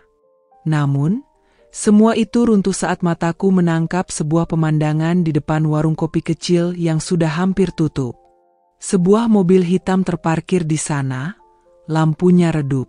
Dan di dalam mobil itu, aku jelas melihat Maya. Aku tercekat. Dari balik kaca mobil, aku melihatnya duduk di kursi penumpang. Lalu seorang pria membuka pintu pengemudi, Arman. Mereka tampak seperti sedang berbicara serius. Tapi yang membuat dadaku berdegup kencang adalah cara Maya menunduk. Wajahnya tampak bersalah. Aku mendekat perlahan, langkahku terhenti ketika pintu mobil ditutup. Jantungku serasa meledak. Ya Allah, gumamku lirih. Aku mengetuk kaca mobil keras-keras. Mbak Maya. Maya terperanjat. Wajahnya pucat ketika melihatku berdiri di luar mobil. Arman jelas kaget, tapi buru-buru menyembunyikan ekspresinya dengan senyum tipis.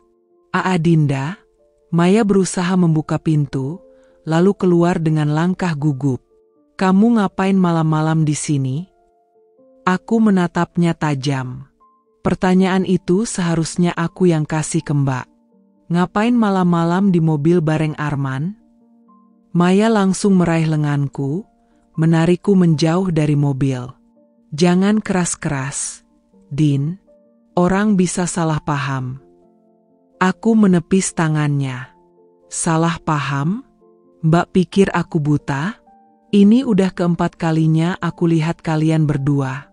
Di halaman rumah, di depan toko, di kafe, dan sekarang, larut malam, di mobil. Mbak mau kasih alasan apa lagi? Wajah Maya memerah, antara marah dan panik. Aku cuma lagi ngobrol sama dia. Ada hal penting soal asuransi yang belum selesai. Aku mendengus keras. Asuransi? Mbak pikir aku sebodoh itu?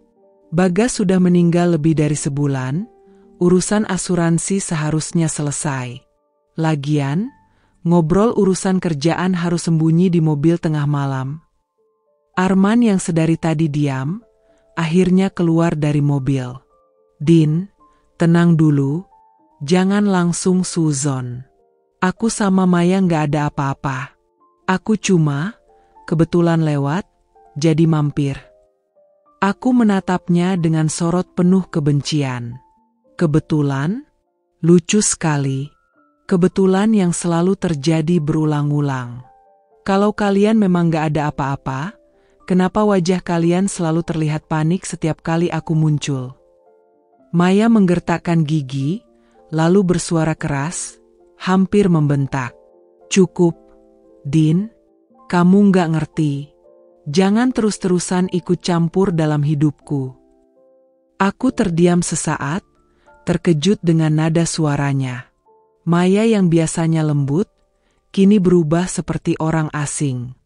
Mbak, suaraku bergetar, aku cuma ingin tahu kebenarannya. Jangan permainkan nama Bagas. Dia kakakku, dia suamimu. Dia meninggal dengan cara tragis. Masa Mbak tega mengkhianati kenangannya? Wajah Maya semakin tegang. Jangan bawa-bawa Bagas. Kamu pikir aku nggak hancur kehilangan dia? Aku yang tiap malam menangis sendirian. Kamu nggak tahu rasanya jadi janda muda dengan beban sebesar ini. Dan sekarang kamu malah nuduh aku macam-macam. Tanganku mengepal.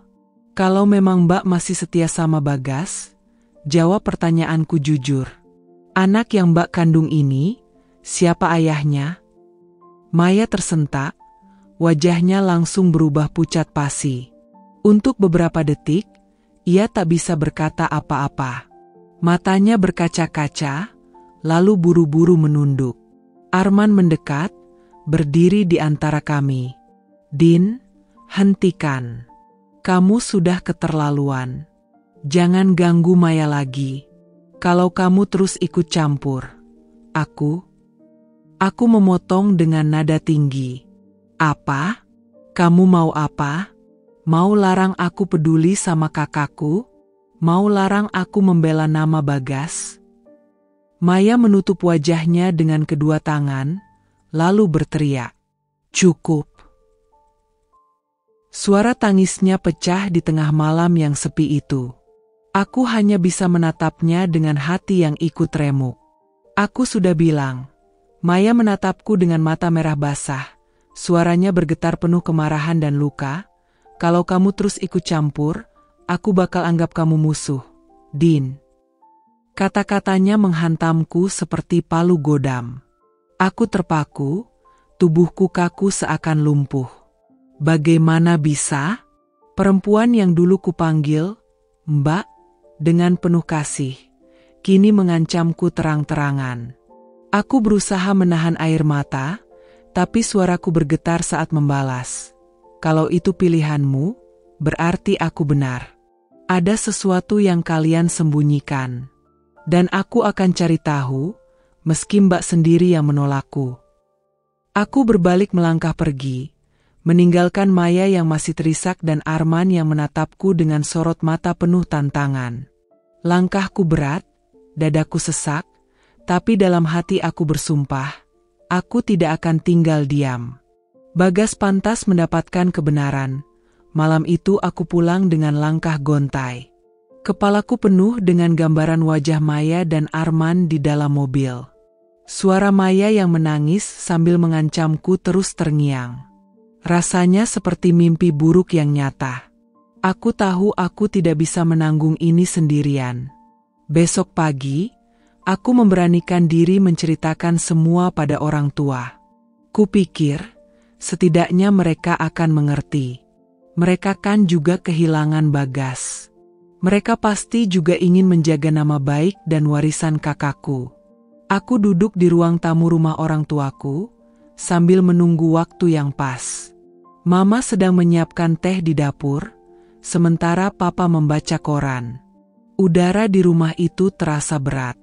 Sejak Bagas meninggal, tawa jarang sekali terdengar di sini. Pak, suaraku parau. Aku mau ngomong sesuatu penting. Mama keluar sambil membawa nampan berisi teh panas. Ia menatapku penuh perhatian. Ada apa, Nak? Wajahmu pucat sekali. Aku menarik napas panjang. Tanganku gemetar saat memegang cangkir. Ini tentang Mbak Maya. Papa menurunkan koran, menatapku tajam. Apa dengan Maya? Aku menggigit bibir, lalu berkata, aku sering lihat dia bersama Arman. Beberapa kali, bukan sekali dua. Mereka terlalu dekat. Bahkan tadi malam aku kepergok langsung, Maya ada di dalam mobil Arman, larut malam. Mama langsung terbelalak. Astagfirullah, Din. Kamu sadar apa yang kamu ucapkan? Aku mengangguk cepat. Aku tahu ini berat, tapi aku nggak bohong. Aku lihat dengan mata kepala sendiri. Dan sekarang Mbak Maya hamil. Aku takut, anak itu bukan anak Bagas. Beruak, cangkir di tangan Mama hampir jatuh. Wajahnya pucat. Adinda, jangan asal bicara begitu. Itu fitnah namanya. Bukan fitnah, aku serius. Masa Mbak Maya bisa hamil? Padahal Bagas sudah meninggal lebih dari sebulan? Hitung saja waktunya. Suaraku meninggi tanpa bisa kutahan. Papa berdiri, membanting koran ke meja. Diam, Adinda. Suaranya keras bagai gelegar petir. Kamu pikir dengan menuduh Maya begitu, masalah selesai? Justru kamu bikin keluarga kita tambah hancur. Aku tertegun. Air mataku jatuh tanpa bisa kutahan. Pak, aku cuma ingin kita jujur. Bagas pantas dapat keadilan. Kalau benar Maya mengkhianati dia, masa kita diam saja? Papa menggeleng, wajahnya keras. Bagas sudah nggak ada, Din. Yang ada sekarang Maya, dia bagian dari keluarga kita. Dia mengandung cucu kami. Kamu tega bikin dia stres dengan tuduhan-tuduhan kotor. Aku tercekat. Kata-kata Papa menancap tajam di dadaku. Mama menepuk bahuku, suaranya lirih tapi menusuk. Din, kamu ini masih muda. Kadang orang muda pikirannya suka ngawur. Maya itu perempuan baik. Sejak awal menikah dengan Bagas, dia selalu hormat sama kami. Sekarang dia sendirian, hamil, tanpa suami. Bukannya kamu malah mendampingi, kamu malah tuduh dia yang tidak-tidak. Aku mengangkat wajahku yang penuh air mata. Tapi aku lihat sendiri, berkali-kali. Masa Mama dan Papa nggak percaya sama aku? Papa mendengus. Yang aku lihat, kamu masih larut dalam kesedihan kehilangan Bagas. Kesedihanmu membuat pikiranmu liar, jadi suka curiga tanpa dasar. Aku ingin berteriak, ingin membantah. Tapi lidahku keluh. Rasanya tidak adil. Aku membawa kebenaran, tapi dianggap sebagai fitnah. Maya itu hamil, Din. Mama menatapku dalam-dalam. Kamu tahu kan, perempuan hamil butuh ketenangan. Jangan kamu ganggu lagi. Jangan kamu tuduh macam-macam. Kalau sampai Maya kenapa-kenapa, ingat, itu tanggung jawabmu. Aku memeluk kepalaku sendiri. Air mataku jatuh deras. Kenapa sih kalian gak mau lihat kenyataan? Papa menunjukku dengan telunjuk gemetar. Cukup, Adinda. Satu kata lagi menjelekkan Maya, kamu keluar dari rumah ini. Jangan sampai kami kehilangan kamu juga karena keras kepalamu. Suasana hening. Hanya isakku yang terdengar. Dadaku seperti diremas. Aku merasa sendirian. Mama berusaha menenangkan Papa, tapi suaranya tetap tegas. Dengar baik-baik, Din. Maya sekarang bukan cuma iparmu. Dia calon ibu dari cucu pertama kami. Jadi, kalau kamu benar-benar sayang sama keluarga ini, berhenti mencurigainya. Fokuslah mendukungnya. Aku menatap Mama dan Papa dengan pandangan kosong. Rasanya sakit sekali saat mereka lebih percaya pada Maya daripada pada anak kandung sendiri. Akhirnya aku bangkit, suara serak keluar dari tenggorokanku. Baiklah, kalau kalian gak mau percaya, aku gak bisa maksa. Tapi aku akan cari kebenarannya sendiri. Meski harus melawan kalian semua. Mama terhenyak, wajahnya penuh kekecewaan. Astagfirullah. Din, apa kamu tega melawan orang tuamu sendiri demi pikiran burukmu? Aku mengusap air mataku kasar. Aku cuma mau membela Bagas. Dia kakakku. Aku nggak mau namanya dipermainkan. Tanpa menunggu jawaban lagi, aku melangkah keluar rumah. Pintu kututup dengan keras, membuat Mama menjerit kecil dan Papa menggeleng kesal. Di luar, malam terasa dingin menusuk. Aku berdiri beberapa saat di teras, mengatur napas yang terengah. Dunia seakan menutup mata dariku. Orang tuaku sendiri lebih membela Maya ketimbang mempercayaiku. Aku meremas dadaku sendiri, berbisik lirih, Mas Bagas, aku sendirian sekarang. Tapi aku janji, aku nggak akan berhenti. Aku akan cari tahu apa yang sebenarnya terjadi. Demi namamu, demi cintaku padamu sebagai adik.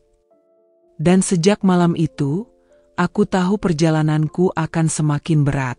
Karena aku bukan hanya melawan Maya dan Arman, tapi juga orang tuaku sendiri. Pagi itu aku berjalan melewati gang kecil menuju warung Bu Siti. Matahari belum terlalu tinggi, udara masih segar.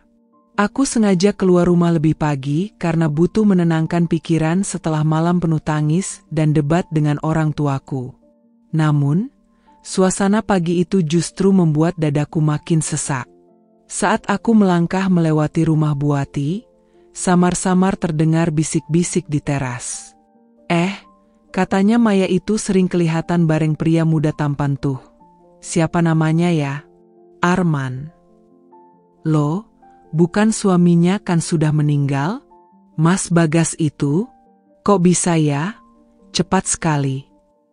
Astagfirullah. Jangan-jangan itu yang... SHHH, pelan. Ada orang lewat. Aku langsung menoleh. Dua ibu-ibu itu buru-buru menunduk, pura-pura menyapu halaman. Tapi aku tahu mereka sedang membicarakan Maya. Dadaku bergemuruh. Jadi bukan aku saja yang lihat. Bukan aku saja yang merasa ada yang aneh. Tapi mereka membicarakannya di belakang, tidak berani bicara terang-terangan. Aku terus berjalan, pura-pura tidak peduli. Tapi langkahku terasa berat. Setibanya di warung Bu Siti, suasana tidak jauh berbeda. Ada 3 ibu sedang duduk sambil menunggu pesanan, dan obrolan mereka membuat telingaku panas. Kasihan Bagasya, baru meninggal istrinya udah ditemani laki-laki lain. Iya, aku lihat sendiri loh, malam-malam Maya naik mobil bareng cowok itu. Mesra sekali kelihatannya. Jangan ngomong gitu. Maya kan lagi hamil. Bisa bahaya kalau sampai tahu orang-orang ngomongin dia. Ya, tapi hamilnya itu loh, waktunya kopas banget sama gosip dia dekat sama Arman. Aku tidak tahan lagi. Bu, maaf, kalian ngomongin siapa? Tanyaku, pura-pura polos padahal jelas aku tahu. Mereka terdiam sejenak, saling pandang, lalu salah satu dari mereka tersenyum canggung. Adinda, enggak, cuma ngobrol biasa. Aku mendekat, menatap mereka satu persatu. Tentang Maya, kan? Kakak iparku. Mereka terperangah. Ada yang menunduk, ada yang pura-pura sibuk merapikan keranjang belanja. Kalau memang ada yang kalian lihat, bilang saja jujur. Aku capek sendirian merasa aneh dengan semua ini. Suaraku lirih tapi penuh tekanan. Bu Siti, yang sejak tadi diam, akhirnya bicara. Din, jangan salah paham. Orang kampung ini memang suka ngomong. Tapi ya, beberapa kali memang ada yang lihat Maya jalan bareng pria itu. Katanya temannya, ya kita nggak tahu. Tapi, kamu jangan ikut-ikutan sebar gosip. Kamu kan keluarganya. Aku menghela napas panjang. Jadi benar, gosip itu bukan karangan. Banyak mata yang sudah melihat. Tapi kenapa hanya aku yang berani bicara? Sepulang dari warung, aku melewati rumah Pak RT. Aku sempat mendengar dua pemuda nongkrong di depan pos ronda. Mereka tertawa kecil, lalu salah satunya berkata, janda muda itu makin sering kelihatan sama cowok itu. Ya, untung ganteng, jadi cocok dilihat. Yang satunya menyahut, iya, tapi kasihan si Adinda. Dengar-dengar dia nggak suka. Udah ditinggal mati kakaknya, sekarang iparnya kayak gitu. Aku mempercepat langkah, wajahku panas. Malu, marah, sedih bercampur jadi satu. Bagaimana bisa orang-orang menganggap ini hanya bahan gosip ringan, padahal bagiku ini luka yang dalam? Sampai di rumah, aku langsung duduk di ranjang. Air mataku mengalir deras. Aku merasa benar-benar sendirian. Orang tua membela Maya, tetangga hanya berani bisik-bisik di belakang. Tidak ada yang benar-benar mendukungku. Beberapa menit kemudian, ponselku bergetar. Pesan masuk dari nomor tak dikenal.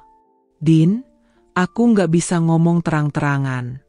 Tapi hati-hati sama Maya dan Arman. Banyak orang sudah lihat mereka. Jangan percaya semua omongan manis.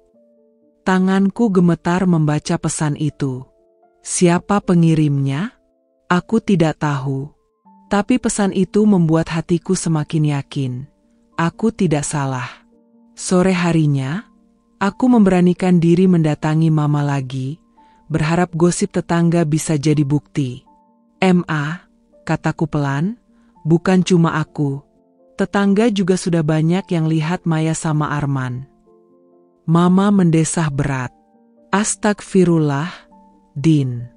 Jangan bilang kamu mau percaya sama gosip kampung. Orang kalau lihat perempuan sendirian ditemani pria, pasti langsung mikir yang jelek-jelek. Maya itu butuh bantuan, mungkin Arman cuma nolongin. Tapi suaraku meninggi. Kalau cuma nolongin, kenapa harus malam-malam? Kenapa harus sembunyi-sembunyi? Mama menatapku dengan mata berkaca-kaca, lalu berkata dengan nada memohon. Din, tolong, jangan tambah luka di keluarga ini. Papa sudah stres. Aku juga. Jangan sampai orang kampung tahu kamu sendiri ikut menuduh Maya. Itu bikin kita malu. Aku terdiam. Lagi-lagi, Aku harus menelan sendiri kecurigaanku. Lagi-lagi, aku yang dianggap pembawa masalah. Malam itu aku duduk di teras, memandang langit gelap. Bisik-bisik tetangga masih terngiang di telingaku. Aku sadar, aku sedang berjalan di jalan yang sepi. Semua orang memilih diam, sementara aku satu-satunya yang mau menyuarakan kebenaran. Aku menggenggam erat kalung kecil peninggalan Bagas. Mas, mereka semua nggak percaya. Tapi aku janji, aku nggak akan berhenti. Aku akan buktikan semua gosip itu benar. Meski harus melawan dunia. Malam itu aku sebenarnya tidak berencana keluar rumah. Hujan baru saja reda, menyisakan aroma tanah basah yang menusuk hidung. Tapi tiba-tiba mama menyuruhku membeli minyak kayu putih di warung depan. Dengan enggan aku mengambil payung dan berjalan keluar. Gang sempit menuju toko itu sepi, hanya suara tetesan air dari atap rumah-rumah yang terdengar. Lampu jalan sebagian padam, menambah kesan muram. Aku melangkah cepat, ingin segera kembali. Tapi langkahku terhenti mendadak ketika melihat sosok dua orang berdiri di depan sebuah toko kelontong yang sudah gelap. Pintunya terkunci rapat. Aku menajamkan pandangan. Dan dadaku langsung berdegup kencang. Maya. Dan di depannya, Arman. Mereka berdiri terlalu dekat, jaraknya nyaris tanpa ruang. Maya menunduk, sementara Arman menatapnya intens. Tanganku gemetar memegang payung. Ada sesuatu di antara mereka, sesuatu yang bukan sekadar obrolan biasa. Aku menahan napas, lalu melangkah maju. Mbak Maya. Maya tersentak. Wajahnya pucat, matanya membesar melihatku muncul dari kegelapan. Arman buru-buru menjauhkan diri sedikit, tapi ekspresi gugupnya jelas terlihat. Masya Allah, Adinda, ngapain kamu di sini? Suara Maya bergetar, lalu cepat-cepat ditutup dengan nada dingin. Aku mendekat, tatapanku menusuk. Pertanyaan itu harusnya aku yang kasih ke Mbak. Ngapain larut malam begini, di depan toko tutup, sama Arman lagi? Maya meremas tangannya sendiri, lalu mendesah. Din, berhenti ikuti aku. Kamu bikin aku tertekan.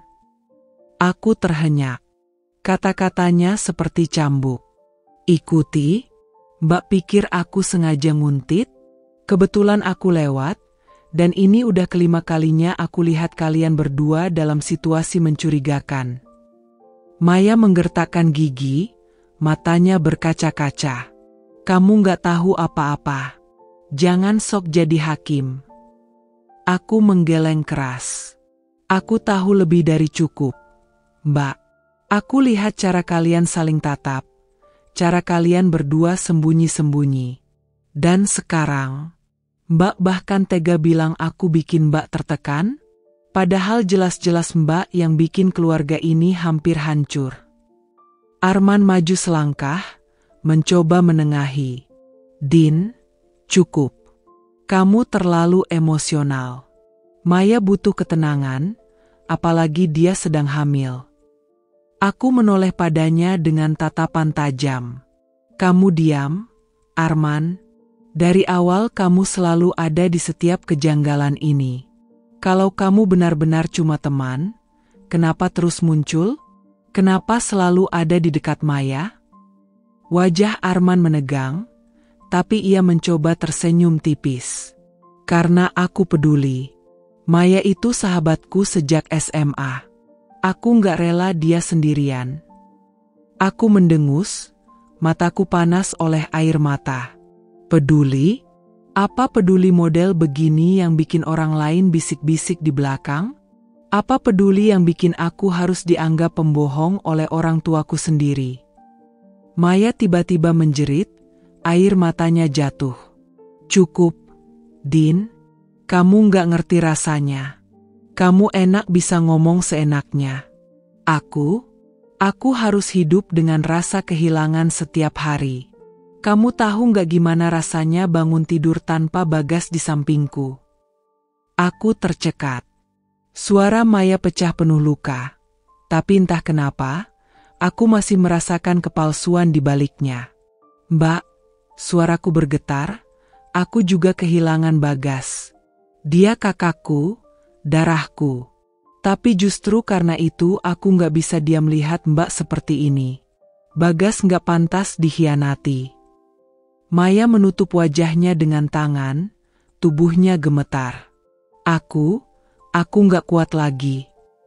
Arman meraih lengannya, mencoba menenangkan. Maya, sudah. Jangan teruskan. Ayo kita pergi. Aku langsung menghadang, berdiri di depan mereka. Tidak. Kalian harus jawab sekarang. Jujur di depan aku. Apa yang sebenarnya terjadi? Maya mengangkat wajahnya, air mata menetes deras. Tapi kali ini tatapannya dingin, penuh kemarahan. Kalau aku bilang iya, kalau aku memang butuh Arman, kamu mau apa? Din, kamu mau hancurkan aku? Mau bikin aku kehilangan segalanya? Dunia seakan berhenti berputar. Kata-kata itu keluar begitu saja dari bibirnya. Aku terdiam, tubuhku gemetar hebat. Mbak, suaraku parau, jadi benar? Mbak dan Arman. Arman buru-buru memotong, suaranya tegas. Cukup. Jangan teruskan, Maya. Din, anggap saja kamu salah dengar. Pulanglah. Malam makin larut. Aku menggeleng dengan air mata mengalir deras. Kalian bisa bohong sama orang lain, tapi nggak sama aku. Aku akan cari bukti. Aku akan pastikan semua orang tahu kebenaran ini. Maya menatapku dengan mata merah penuh kebencian.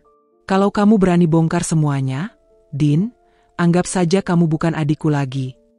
Ancaman itu menghantamku bagai palu. Nafasku tercekat. Tapi aku balas menatapnya dengan tekad yang tak lagi goyah. Kalau itu harga yang harus kubayar demi Bagas, aku rela, Mbak. Aku melangkah mundur, lalu berbalik meninggalkan mereka yang masih berdiri kaku di depan toko gelap itu.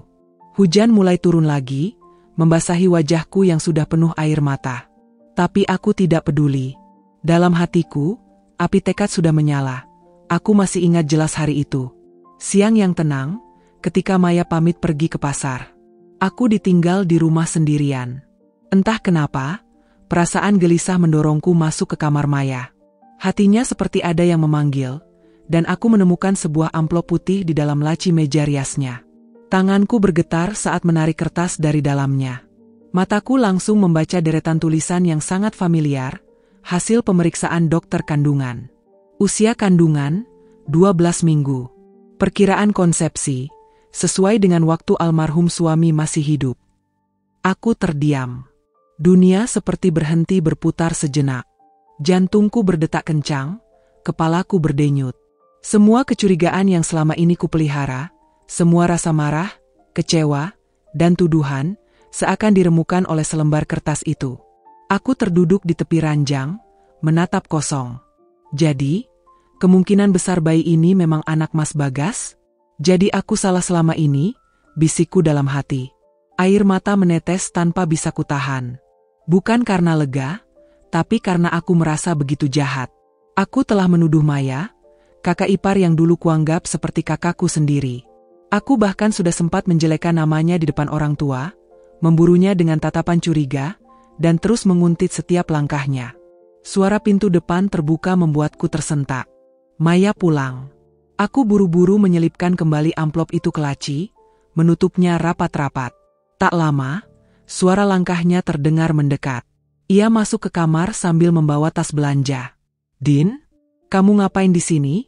Tanyanya sambil tersenyum samar. Aku gugup. Aku cuma bersin sedikit, Mbak. Maya mengangguk, lalu menaruh tasnya di meja. Tatapannya sebentar menelusuri meja rias, dan jantungku hampir copot. Aku takut ia sadar kalau aku baru saja membuka lacinya. Tapi ia tak berkata apa-apa. Aku menelan ludah, lalu memberanikan diri. Mbak, suaraku bergetar. Aku minta maaf. Selama ini aku terlalu keras sama Mbak. Aku sering nuduh yang enggak-enggak. Padahal, mungkin aku cuma terlalu takut kehilangan. Maya terdiam. Ia menatapku, lalu menghela napas panjang. Aku tahu, Din. Kamu sayang banget sama Bagas. Kamu takut kalau aku melakukan sesuatu yang bikin nama Bagas jelek. Aku ngerti itu. Aku menunduk, air mata jatuh ke pangkuanku. Aku benar-benar minta maaf. Mbak, aku nggak siap lihat semua berubah sejak Mas Bagas pergi. Maya duduk di sampingku, menepuk pelan bahuku. Kamu nggak salah, Din. Kamu cuma terlalu sayang sama kakakmu. Tapi percayalah, bayi ini adalah bagian dari Bagas. Jangan ragu sama itu. Aku menoleh, mencoba membaca raut wajahnya. Matanya berkaca-kaca, suaranya bergetar. Untuk pertama kalinya setelah sekian lama, aku ingin percaya padanya. Tapi di dalam hatiku, masih ada satu suara kecil yang berbisik. Kalau benar ini anak Mas Bagas, kenapa Maya dan Arman masih terlihat begitu dekat? Kenapa selalu ada rahasia yang disembunyikan? Aku terjebak di antara rasa bersalah karena sudah menuduh, dan rasa curiga yang tak kunjung hilang. Malam itu, aku tak bisa tidur. Surat dokter itu seolah menari-nari di kepalaku. Harusnya aku lega, tapi justru aku semakin bingung. Hari itu, ruang tamu rumah orang tuaku penuh sesak. Suasana tegang sejak aku meminta semua berkumpul. Ada ayah, ibu, beberapa saudara dekat, Maya, bahkan Arman yang entah kenapa juga hadir. Aku berdiri di tengah, kedua tanganku menggenggam amplop putih yang sejak kemarin terus menghantui pikiranku. Jantungku berdetak kencang. Hari ini aku nggak mau ada rahasia lagi, kataku dengan suara bergetar. Semua mata tertuju padaku. Aku mengangkat amplop itu. Ini hasil pemeriksaan dokter kandungan Maya. Aku menemukannya. Dan aku pikir, semua orang harus tahu. Maya langsung pucat. Din, apa yang kamu lakukan? Itu privasi aku. Suaranya meninggi, panik. Ibu menoleh cepat. Adinda, apa maksudmu? Jangan bikin malu keluarga. Aku menggigit bibir. Aku memang salah selama ini. Aku terlalu cepat menuduh. Tapi, aku juga nggak mau hidup dalam bayang-bayang curiga terus. Jadi biar jelas, semua orang tahu. Aku membuka amplop, lalu membaca dengan suara lantang. Usia kandungan, 12 minggu. Perkiraan konsepsi, sesuai dengan waktu almarhum suami masih hidup. Ruang tamu mendadak hening. Tak ada satupun yang bernapas lega atau tertawa. Semua justru memandang Maya dengan campuran bingung dan terkejut. Ayah meletakkan kacamatanya. Jadi, maksudnya, bayi ini memang anak Bagas.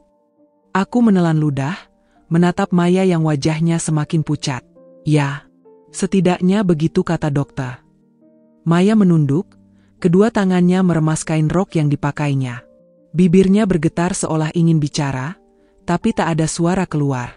Aku menoleh ke Arman, yang sejak tadi hanya duduk kaku. Tapi kalau memang begitu, kenapa kamu selalu ada di sisi Maya? Kenapa kalian sering bertemu diam-diam? Semua mata kini beralih ke Arman. Ia menelan ludah, gelisah, matanya tak berani menatap siapapun. Ibu akhirnya bersuara, suaranya tajam. Arman, jawab. Apa hubunganmu dengan Maya sebenarnya? Arman membuka mulut, tapi tak ada kata yang keluar. Ia hanya menunduk, wajahnya merah padam. Maya akhirnya bangkit, suaranya pecah. Cukup.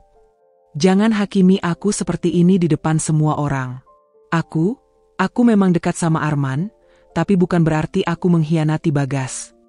Ayah menepuk meja, membuat semua orang terkejut. Maya, kau sadar bagaimana kelakuanmu terlihat di mata orang?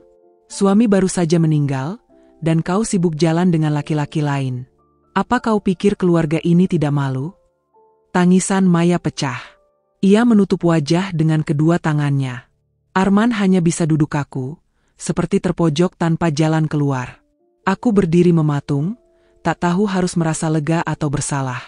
Surat dokter sudah kubacakan, tapi bukannya menenangkan, justru membuat semuanya semakin kacau. Ibu memegang dadanya, menatap Maya dengan kecewa.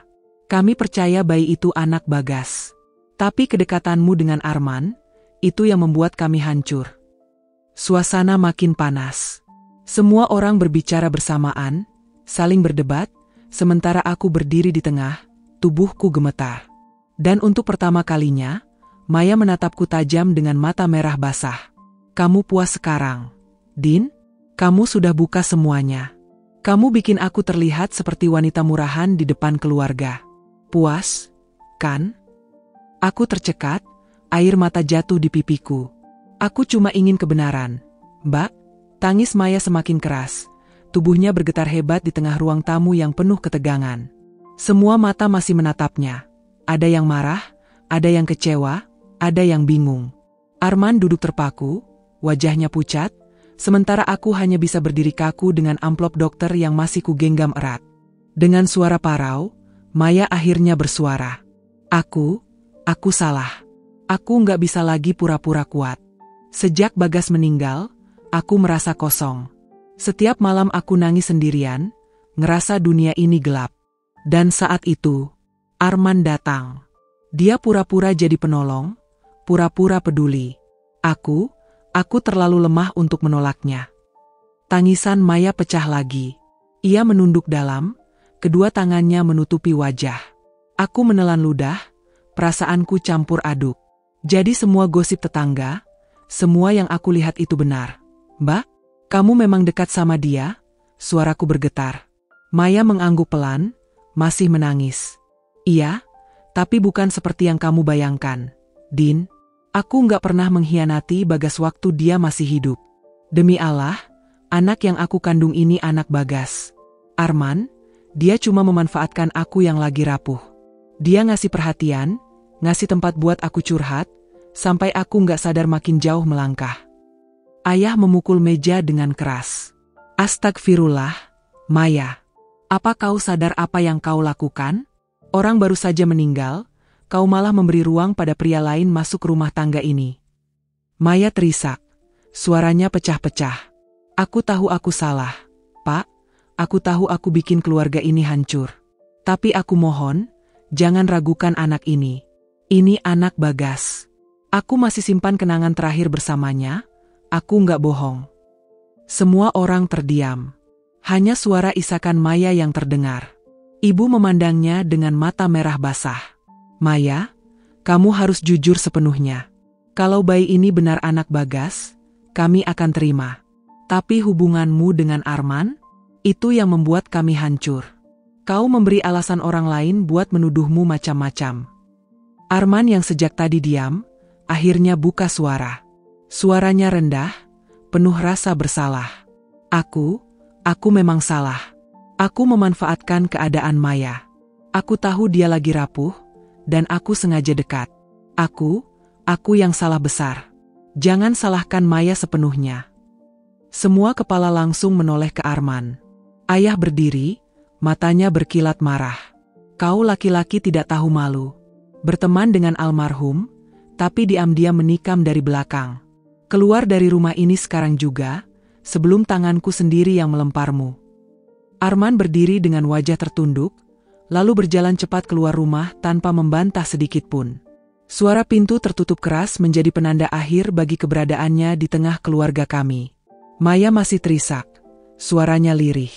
Aku janji, mulai hari ini aku akan menjaga diri. Aku cuma ingin anak ini lahir dengan tenang. Tolong, jangan jauhi aku. Aku menatapnya, hatiku berkecamuk. Antara marah, kecewa, tapi juga iba. Aku tahu Maya sudah jujur, meski pahit.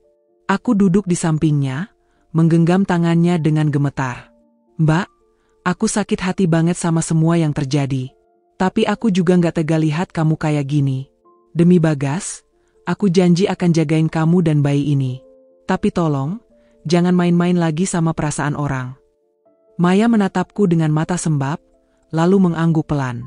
Iya, Din, aku janji. Suasana ruang tamu itu masih penuh luka, tapi untuk pertama kalinya, ada sedikit cahaya yang masuk. Kebenaran memang pahit, tapi setidaknya akhirnya terucap. Hari itu langit mendung, Awan kelabu menggantung rendah seakan ikut menahan tangis yang sudah habis kuluapkan. Aku berjalan perlahan menuju pusara Bagas, kakak yang dulu selalu jadi pelindungku. Di tanganku ada sebuket bunga segar, harum samar menenangkan hati yang masih berantakan. Aku duduk bersimpuh di depan nisannya, jari-jariku menyentuh tanah yang masih lembab. Hatiku penuh rasa campur aduk, lega karena bayi yang dikandung Maya ternyata memang darah daging Bagas. Tapi juga kecewa karena Maya nyaris tergelincir, membiarkan laki-laki lain masuk di saat rapuhnya. Luka itu belum benar-benar sembuh, tapi ada ruang kecil untuk memaafkan. Tenanglah, Kak, bisikku lirih, suaraku nyaris hilang tertelan angin. Anakmu akan lahir dengan selamat. Aku akan menjaga mereka, meski kadang aku merasa lelah dan hancur. Aku janji, warisanmu enggak akan ternoda, meski jalan hidup Maya sempat salah arah. Air mataku jatuh, membasahi bunga yang kutaruh di atas pusara. Aku menarik napas dalam, menatap nisan dengan senyum getir. Ada bagian dari diriku yang masih ingin marah, tapi lebih besar lagi adalah tekad untuk menjaga janji ini. Saat pulang, langkahku lebih mantap. Dadaku terasa sedikit lebih ringan. Kadang kecurigaan memang membuatku hampir kehilangan kendali, bahkan hampir merusak hubungan keluarga. Tapi ternyata, justru dengan keberanian untuk curiga dan mencari kebenaran, aku akhirnya tahu kenyataan yang sesungguhnya. Kini aku lebih kuat. Aku bukan lagi Adinda yang mudah terbawa emosi. Aku adalah Adinda yang akan menjaga titipan terakhir Bagas dengan sepenuh hati.